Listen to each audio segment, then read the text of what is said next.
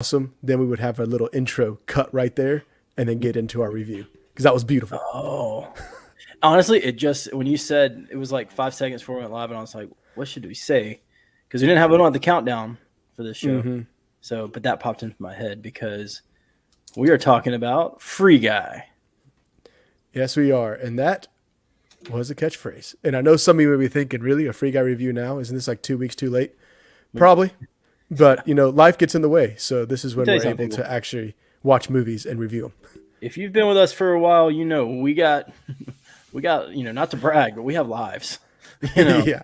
I mean, I wish we didn't sometimes. I wish we could just go to the movies day in and day out, stuff ourselves with popcorn and root beer and Coke Zero. But it took us a while to get here. But we were there, what, Monday? Monday, yeah.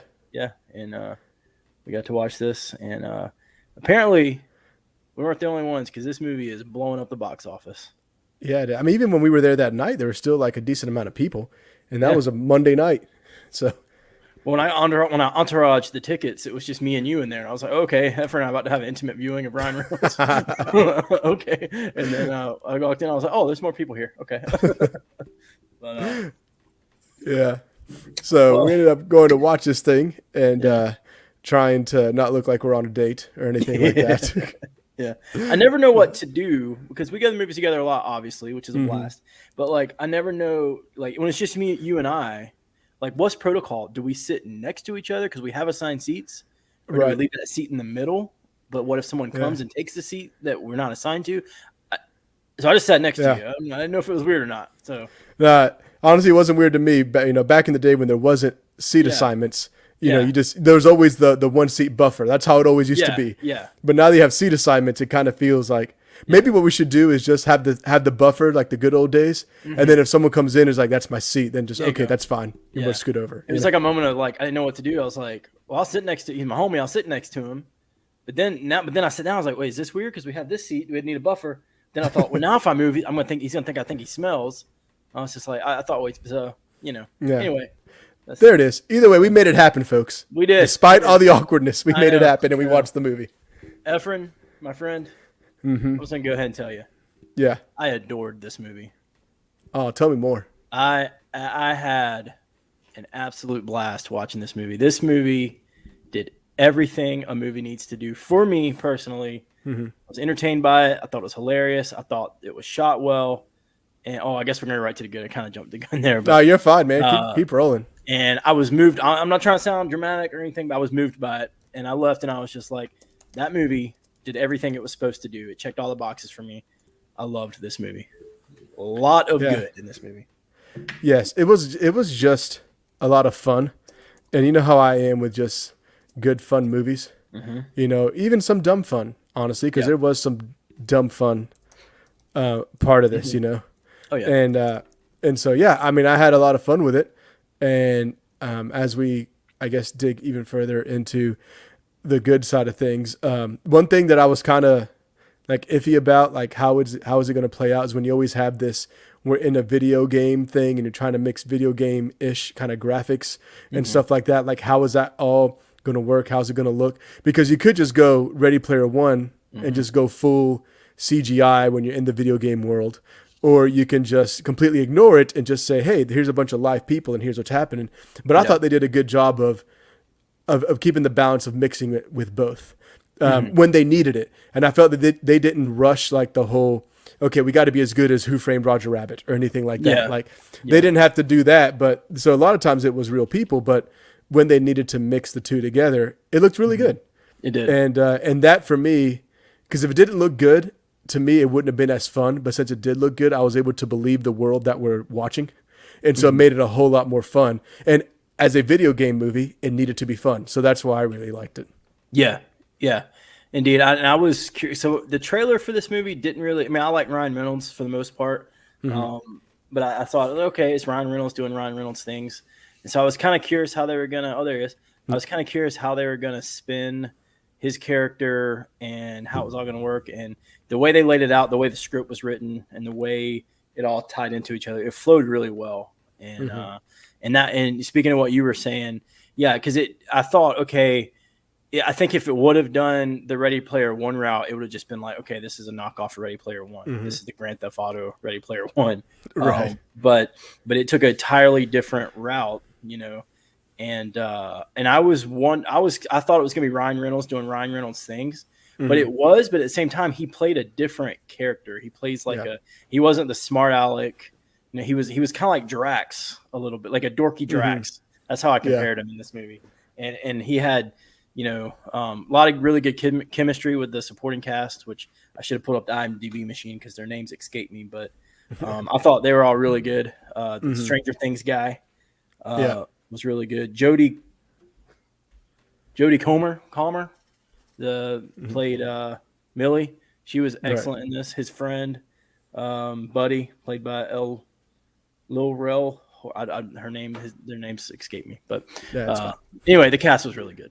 Yeah. So Yeah, and like we talked about, I think before with like if you've been watching our Batman deep dives, the actors have to realize what movie they're in, and they have to play up to it.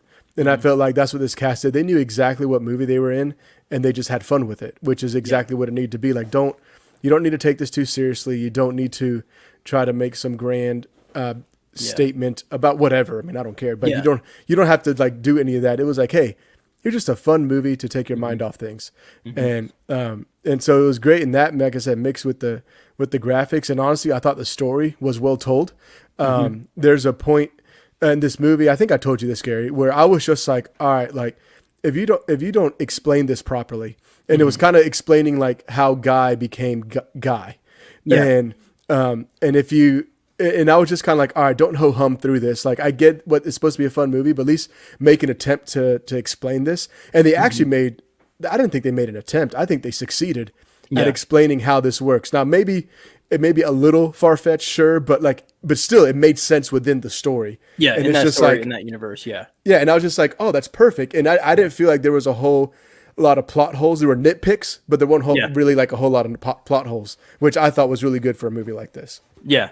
Yeah, I thought the same thing, and it was very much like, so when they revealed kind of how he is the way he is, the way they set it up, it was very in this universe, like it called back to what you learned earlier about other characters without spoiling anything, and it was like, oh, now this makes sense. And I got nervous towards the beginning when you kind of because it goes back and forth from the video game world to the real world. You see the people playing the game, and when we see the girl playing the game and she says a line.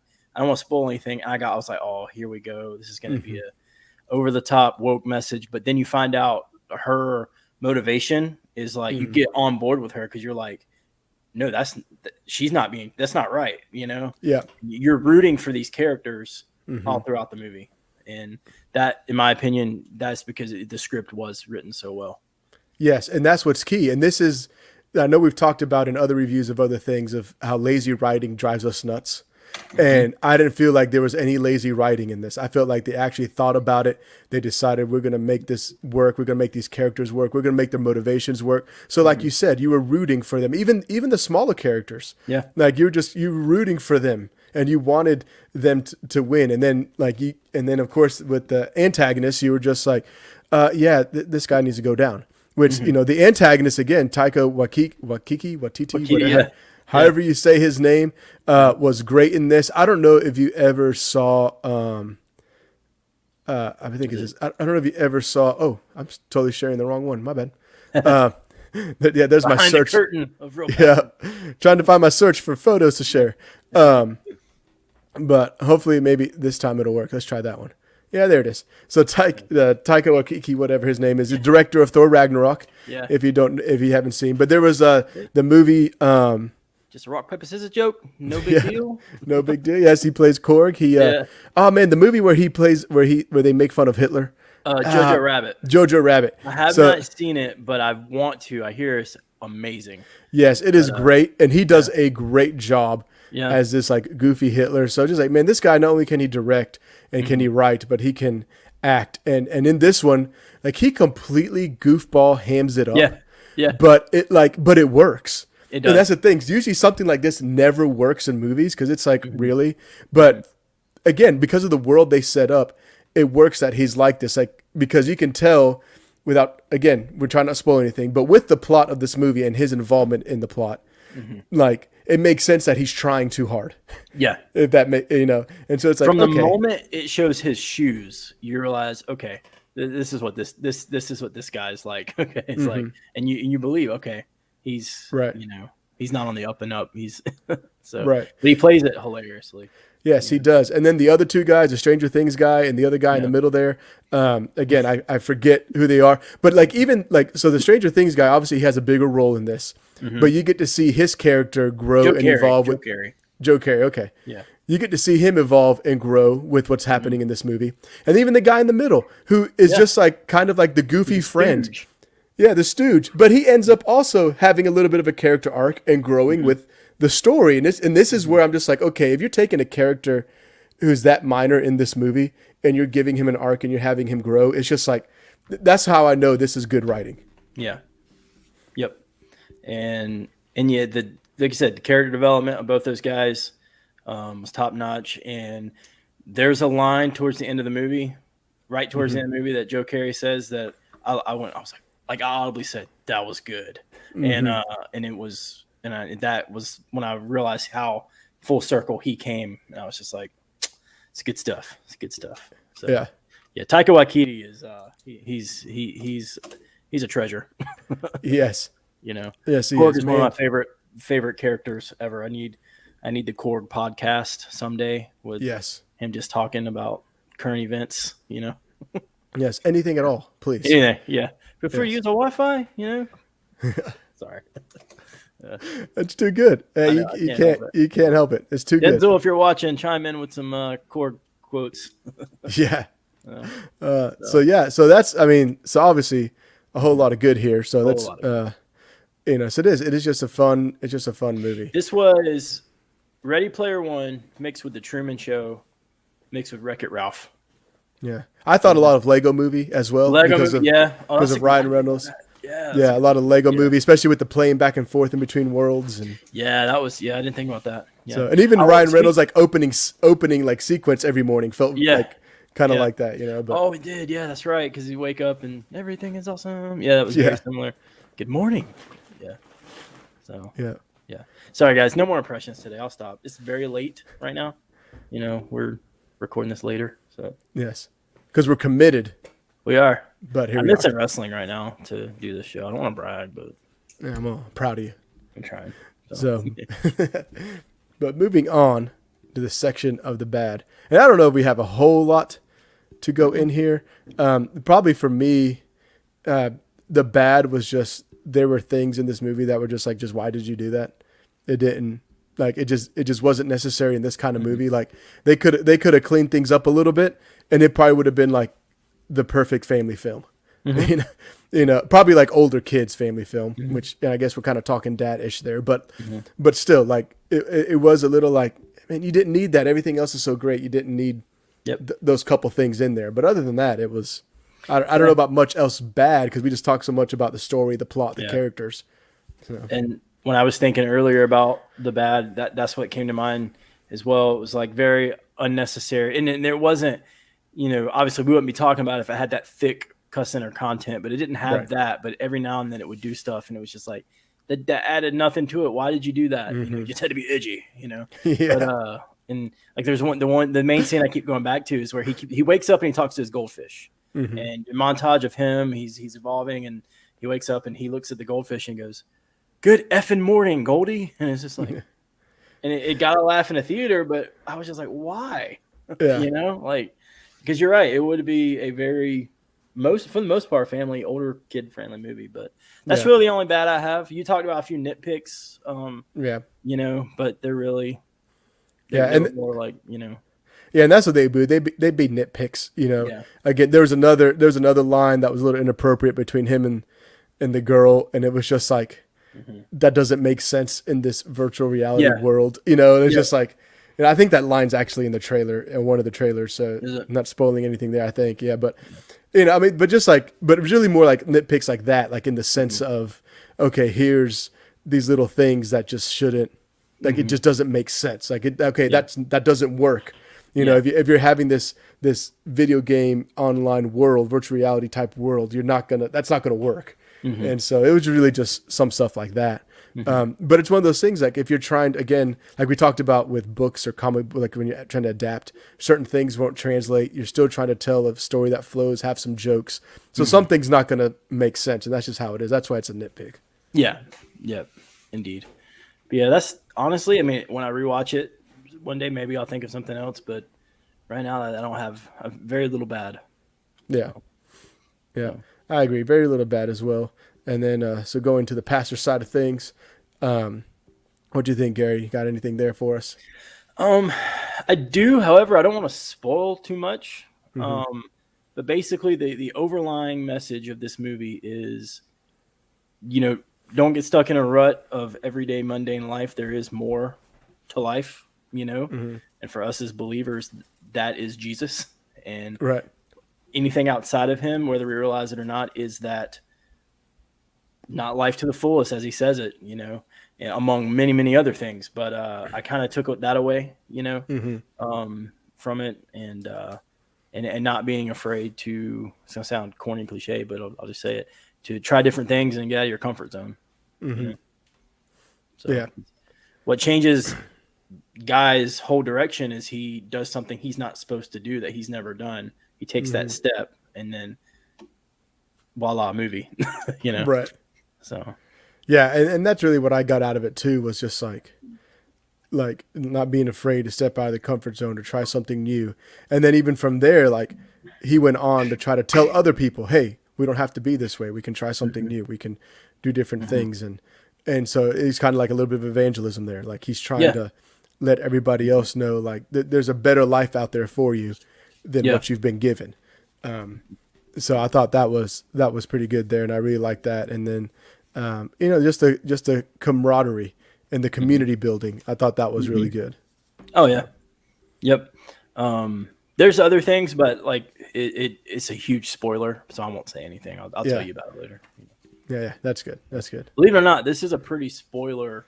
This movie, you don't want to spoil this movie. Believe it or not. No, you don't. There's a lot that. And that might be why I enjoyed it so much, because I only saw one trailer, so I didn't know a whole lot about it. Maybe that's why. Yeah, and if you spoil too much of this movie before you watch it, you probably won't enjoy it, because you see all the trips. Like, you got to experience it for yourself. And kudos, by the way, to I guess Disney, because I guess Disney owns them now, to saying no Disney Plus, no. This is in the theaters for for I guess the 45-day window or whatever. Yep. Which, by the way, is showing. Total side note. Maybe we can talk about this on another show, but it's working. Free Guy is holding strong. It's having the legs. It didn't have a big drop off.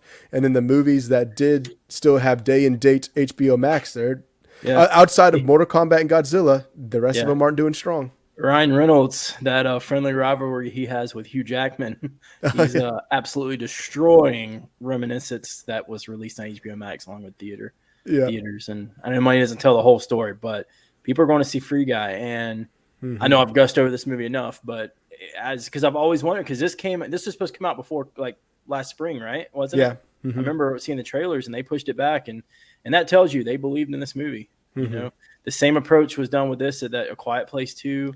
So yeah, hats off. And I was, glad that this was a great theater experience. Yes.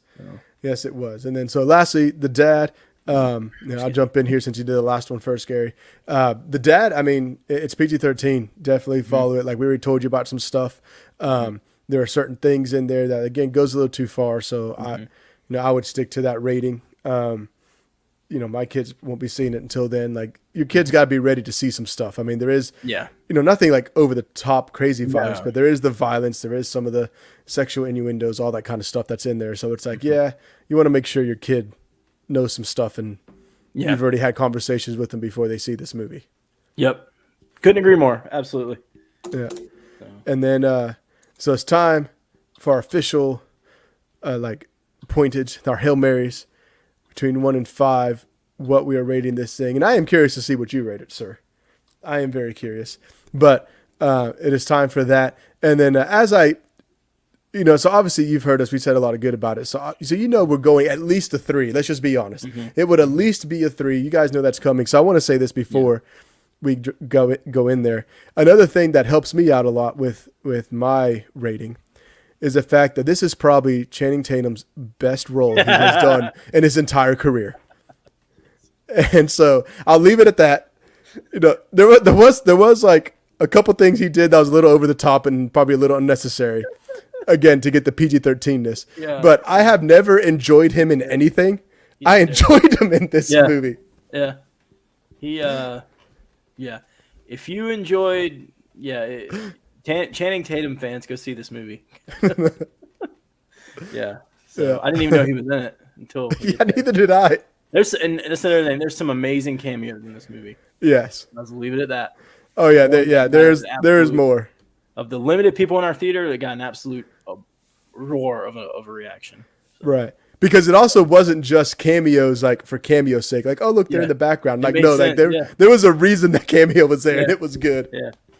Yeah. Well, Efren, you're gonna think I'm crazy. Maybe it's too new. Maybe it's too fresh. All right. Do you want me to go first then? So you can do it, or do you got it? I'm ready. I'm ready. You're ready? All right, go ahead, man. I'm going to surprise you. All right, I'm hovering over a number, so let's see what you say. I'm going 5. Going 5. I knew it. I adored this movie. I really did. This is going to sound really, really weird, but it's just me. I'm a weird guy. The last time the last time I was moved this much by a movie, it was Silver Linings Playbook, and you know how much I love that movie. This movie, the way it was written, it reminded me. The ending of this movie, it reminded me of Silver Linings Playbook, and I was just like, all right. So I loved it. It's going to go on the shelf. Probably my favorite movie of the year so far. All right, loved it. All right, and notice he said so far because we do got a lot that's coming. We got a long way to go. You know, and in theory, Top Gun. So we'll see. Oh. Yeah, 2052. Yeah. Yeah, something like that. So Tom Cruise will be on like a whole nother level of Scientology by the time that movie comes out. Yeah. So for me, so my rating, I actually went a 4. I liked it a lot. There was stuff. I guess for me, it just bothers me like the unnecessary nonsense for no reason. Yeah. And like so for me, you're making me feel bad. No. Please, no, man. That's not you. That's me. We are two different guys. All right. That's just me. It's just the way I like where you can probably enjoy certain movies more than I can because I think too much about it. But then I'll also turn my brain off for other movies that you're just going to nitpick. That's just the way it is. That's why movies are great. Absolutely. Yeah. That's it. Like Godzilla versus Kong, for instance. You were like being a little bit more like, nah, this is a 4. And I'm like, yo, this is a 5. Like this is just like I just turned it off. Yeah. So that's where we're at on this, folks. I mean, it's pretty much like that kind of level thing. Very much. Yeah. And when we left the theater Monday, I thought I was pulling out. I was like, I liked that a lot more than Efren did. I think he liked it, but I loved it. Yeah. Which is, hey, that's why we do this, Yeah, exactly. That's exactly why we do this. I mean, and that's really what it came down to for me. I loved so much about it, but it was just like, oh, but why? Because I am thinking like, I do want to watch this with my kids one day, and then it's just like, I get that. Where there's other movies where like when it comes time for my kids to watch, I have no problem. Yeah. Again, I always bring it up. Ford versus Ferrari. Yeah. Got no issues watching that when my kids are older. True. Yep. So I get that. So there you go, ladies and gentlemen. Gary throws up the 5. I throw up the 4. This is where we're at. Look at the helmet. Oh, let me see. Now it's breaking up for some reason. Now it wants to do something else. But there we go. See, I was trying to be cool and have like dancing Hail Marys. Boom. I give it a high 5. Efren gives it a solid 4. Either way, it's a pretty daggone good movie. Go see it. Yes, it is. Check it out if you haven't. Deserves all the praise that it's been getting. So definitely check it out. We got to tell you, though, we'd be irresponsible if we didn't. It's got some content in it. Not that thick content, but be advised there is, it is PG-13. Yes. Well-deserved PG-13, in my opinion. Yes, it is. It is not a normal Ryan Reynolds movie where you like have to run away from it, but it's definitely not Detective Pikachu either. So it's in the middle. Yeah, I never saw that. Oh, for shame. Well, you might not appreciate it if you weren't into Pokemon back in the day. I really wasn't. Yeah, so you probably wouldn't appreciate it anyways, but it was a darn good movie. I was just glad Ryan Reynolds wasn't doing like a 2-hour Deadpool impersonation of himself. That's what I was kind of hesitant about because, because I mean that's the last you hear. It's like, oh, okay, he's gonna do that, and you see the trailer and you're like, oh, then all right, well, but Yep. thankfully All not. right. There you go, folks. There are our thoughts. Subscribe Yep. if you haven't yet. Hit that little button down there Ding. on the right or over here. There's a little logo somewhere I over don't here. know. I can't see it. No. Click it to subscribe. Hit like. Yep. Please the YouTube God. Share it with your friends. The real pastors. We may be late, but we will get the content to you. Hey, we may be late, but we're here. That's right. See? It'll always work out. We Yep. will see you guys next time for our next review. We got other movies coming that we are excited about, and we will definitely be reviewing them just for you right here